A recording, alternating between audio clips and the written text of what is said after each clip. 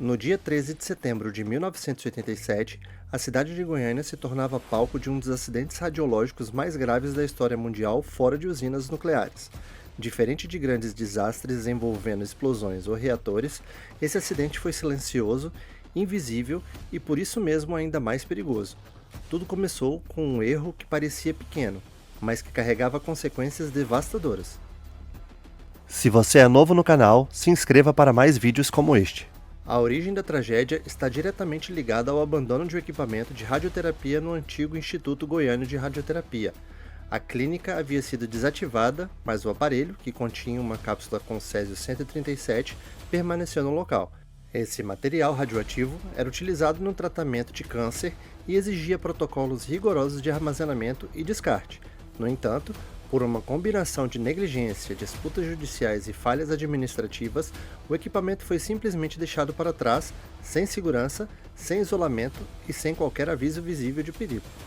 Com o passar do tempo, o prédio abandonado se tornou alvo de saqueadores. Foi assim que dois catadores de sucata, Wagner Mota Pereira e Roberto dos Santos Alves, entraram no local em busca de materiais que pudessem vender. Ao encontrarem o aparelho de radioterapia, decidiram desmontá-lo sem saber que estavam lidando com uma fonte radioativa extremamente perigosa. Durante o processo, romperam a blindagem que protegia a cápsula de césio-137, expondo-se diretamente à radiação. Nos dias seguintes, os primeiros sintomas começaram a surgir.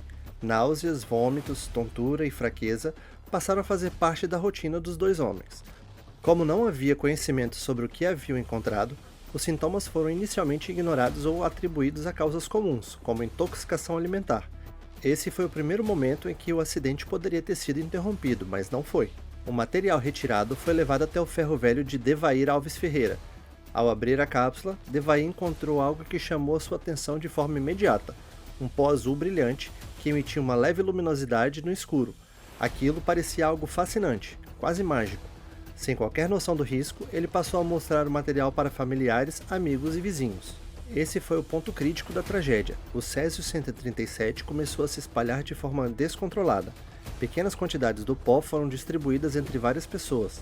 Algumas chegaram a esfregar o material na pele, crianças brincaram com ele e outras pessoas levaram fragmentos para dentro de casa. O que ninguém sabia era que cada contato aumentava drasticamente o nível de contaminação. Entre os casos mais marcantes está o de Leide das Neves Ferreira, uma menina de apenas 6 anos. Ao ter contato com o material, ela acabou ingerindo partículas radioativas. Nos dias seguintes, seu estado de saúde piorou rapidamente, com sintomas severos de envenenamento por radiação. Sua morte se tornaria um dos símbolos mais dolorosos do Ocidente. Enquanto isso, a situação começava a sair completamente do controle. Pessoas apresentavam queimaduras na pele, queda de cabelo e sintomas graves sem explicação aparente. Foi então que Maria Gabriela Ferreira, esposa de Devair, desconfiou que havia algo muito errado. Em um ato decisivo, ela levou uma amostra do material até um hospital, dentro de um saco plástico. Esse momento mudou tudo. Profissionais de saúde perceberam que não se tratava de uma doença comum. Após análise, foi confirmada a presença de material radioativo. A partir daí, autoridades foram acionadas e a cidade entrou em um estado de alerta máximo.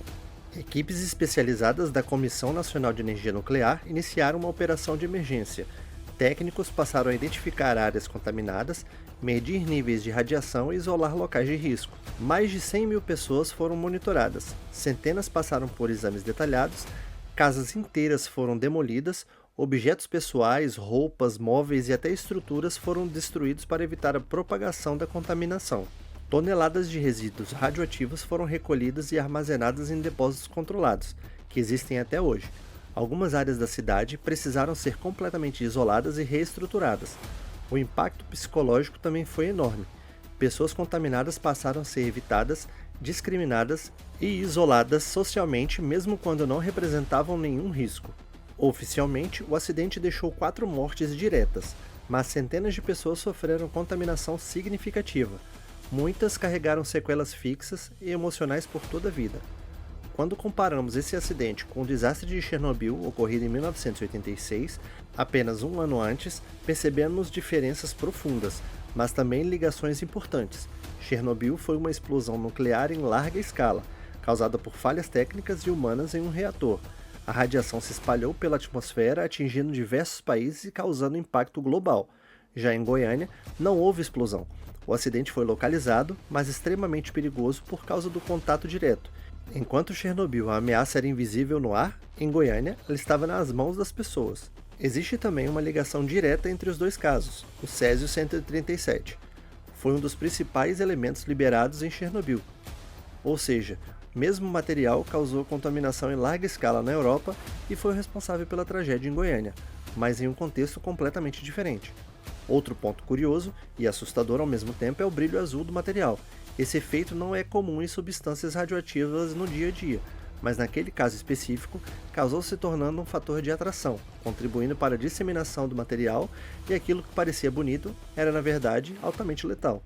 Após o acidente, Goiânia passou por um processo intenso de recuperação e aprendizado. Protocolos de segurança no Brasil foram revisados e reforçados. O controle sobre materiais radioativos se tornou muito mais rígido.